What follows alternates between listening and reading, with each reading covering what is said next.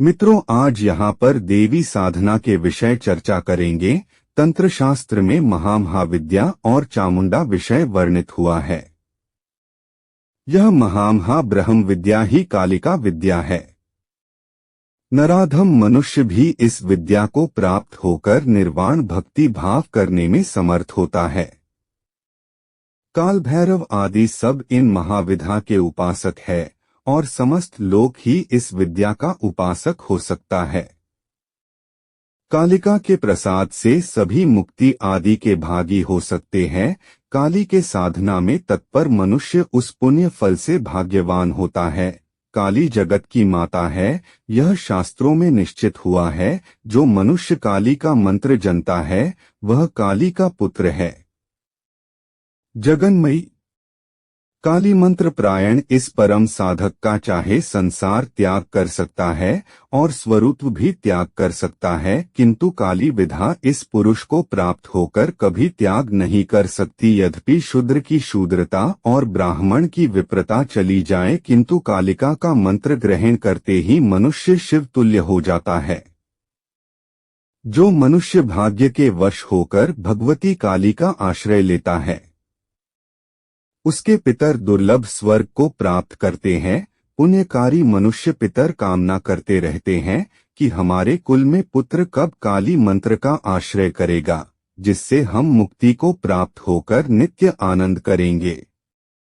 काली, तारा और छिन्नमस्तादि अन्यान्य महाविद्या गुरु और भूपति इन सबका ही स्वरूप जाने भेद ज्ञान करने से नरक में जाना पड़ता है, किंतु तारा का शिष्य काली की पूजा इन करके तारा की ही और काली का शिष्य तारा की पूजा न करके काली की ही पूजा करे। कभी विशेष आवश्यकता होने पर छिन्नमस्ता और महिषमर्दनी की पूजा कर सकता है। यहाँ तात्पर्य है कि ज्ञान के लिए यह बताया गया कि सभी देवियां काली से ही उत्पन्न है। पूजा साधना अपनी इष्ट देवी की ही करें। यदि पूजा ही करे तो अन्य की पूजा न करके तारा की काली रूप में और काली की तारा रूप में भावना करके अन्यत्र पूजा करनी चाहिए। जो परमा विद्या काली है वही परम विद्या तारा है।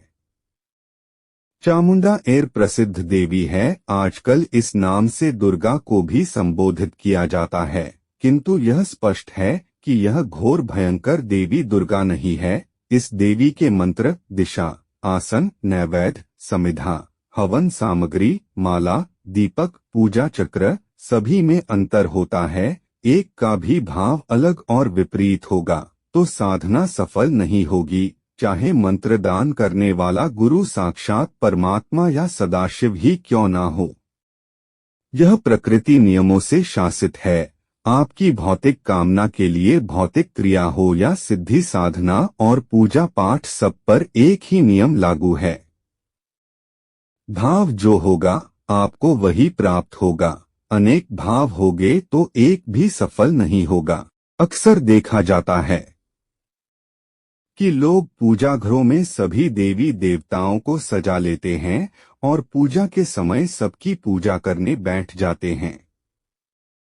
वे यह समझते हैं कि सभी देवी देवता प्रसन्न होकर उन पर वरदानों की बारिश कर देते, क्योंकि उन्हें विश्वास होता है कि आसमान में कहीं ये देवी देवता रहते हैं और धरती के मनुष्यों का कल्याण करते हैं। किंतु यह भारी भ्रम है। देवी देवता सर्वत्र है, उनकी शक्तियां भी, पर आपको वही प्राप्त होगा जो आपका भाव है और जिस भाव पर आप अभ्यास कर रहे हैं। अनेक भाव होगे तो मन एकाग्र नहीं होगा और आप उस मुख व्यक्ति की तरह कुछ भी प्राप्त नहीं होगा, जो एक खेत में सभी फसल मिलाकर बो देता है और कभी पानी देता है, कभी खाद, कभी मेड़ पर घूमता है। काल भैरव की भार्या भैरवी का वर्णन सभी प्राचीन तंत्र आचार्यों ने किया है। काल भैरव के दो स्वरूप है, एक महाकाल और दूसरा काली से उत्पन्न भैरव का। दोनों एक ही शक्ति के दो रूप, किंतु इनमें अंतर है।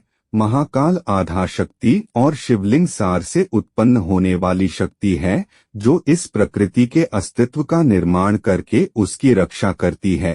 पर यह भक्षण भी जारी रखती है। प्रकृति का समय निर्धारित है, वह क्रिया में संलग्न अपनी शक्ति को व्यय करती जा रही है और क्रिया के लिए प्रेरित यही शक्ति करती है। इसको महाकाल कहते हैं क्योंकि काल का अस्तित्व इसके कारण है। महाकाल की भैरवी प्रकृति है और यह त्रिपुरा है। इनका एक पुर उच्च क्षेत्र है, धन क्षेत्र, एक क्षेत्र निम्न क्षेत्र ऋण क्षेत्र और एक क्षेत्र शिवलोक मध्य क्षेत्र है। इसे भोगी राजराजेश्वर शिव का भी क्षेत्र कहते हैं।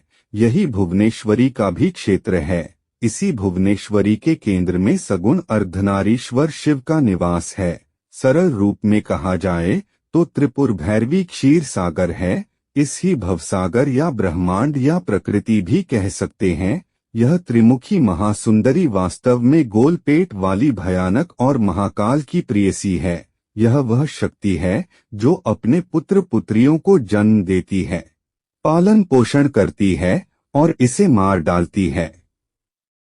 मित्रों, यहाँ शब्दों के जाल नहीं बनाए जाते, न हमारे पास आधुनिक साधन है, न हम बहुत अच्छी आवाज में वीडियो नहीं बना सकते। अगर यह चर्चा आपको अच्छी लगी, अपनी राय अवश्य